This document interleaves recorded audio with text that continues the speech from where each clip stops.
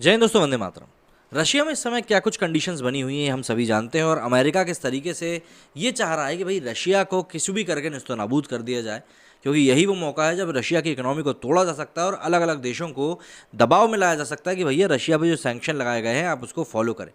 हालांकि कई सारे यूरोपीय देश ऐसे भी हैं जो कि अभी भी मॉस्को के ऊपर ही डिपेंडेंट हैं नेचुरल गैस की सप्लाई के लिए। तो ऐसे में ऐसा लग रहा है कि सिर्फ एशियन कंट्रीज़ के ऊपर ही दबाव बनाया जा रहा है कि भैया तुम रशिया से सौदा नहीं कर सकते, बाकी लोग तो गुपचुप तरीके से कर ही रहे हैं। लेकिन अभी ऐसे में एक और खबर निकल कर सामने आ रही है जो कि रशिया की करेंसी को काफ़ी ज़्यादा स्ट्रॉन्ग कर देगी डॉलर के मुकाबले। और अगर ऐसा होता है तो डॉलर वाली दुनिया, मतलब जो कि अमेरिका के भरोसे चलती है, वो कहीं ना कहीं अमेरिका के डोमिनेंस से ही बाहर निकल कर आएगी। रूस और यूक्रेन के बीच युद्ध लगातार जारी है। अमेरिका समेत दुनिया भर के कई देश रूस पर आर्थिक प्रतिबंध लगा रहे हैं। बावजूद इसके जर्मनी, फ्रांस, ब्रिटेन समेत कई देश अभी भी रूस के पेट्रोलियम और गैस पर निर्भर हैं। इसे देखते हुए रूस ने ऐलान किया है कि दुनिया के जिस किसी भी देश को उसके साथ व्यापार करना है तो उसे रूबल में ही करना होगा। इस ऐलान के बाद से पश्चिमी देशों में खलबली सी मच गई है। दुनिया भर में कई देश रूस के इस फैसले का विरोध कर रहे हैं, तो कुछ अब रूस के इस फैसले के सामने झुकते भी नजर आ रहे हैं। पिछले गुरुवार 31 मार्च को रूस के राष्ट्रपति व्लादिमीर पुतिन ने एक आदेश जारी किया, जिसके मुताबिक रूसी गैस लेने वाले यूरोपीय देशों को रूसी बैंक में खाते खोलने होंगे। साथ ही ये भी कहा गया कि अगर रूबल में भुगतान नहीं किया जाता है तो उसे डिफॉल्ट मानेंगे। पुतिन के नए आदेश का अर्थ ये हुआ कि अब पश्चिमी देशों की कंपनियों को अपनी करेंसी रूसी बैंक में ट्रांसफर करानी पड़ेगी। रूस का यह आदेश 1 अप्रैल 2022 से प्रभावी हो चुका है।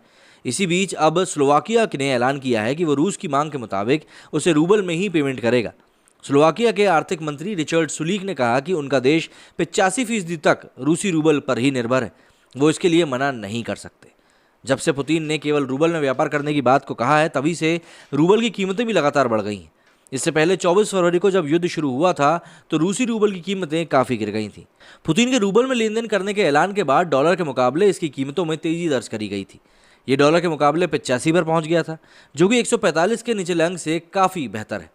दरअसल अभी तक दुनिया भर का अधिकतर व्यापार अमेरिकन डॉलर में ही होता है, लेकिन जब अमेरिका ने रूस पर प्रतिबंध लगाने का ऐलान किया तो उसे काउंटर करने के लिए पुतिन ने अपनी मुद्रा में ही व्यापार करने का फैसला कर लिया। इसका फायदा ये होगा कि इससे रूस की मुद्रा मजबूत होगी और रूस को अधिक से अधिक कैश भी मिलेगा।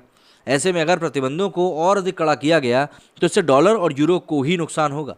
इसका एक असर ये भी होगा कि डॉलर का अंतर्राष्ट्रीय एकाधिकार भी खत्म होगा।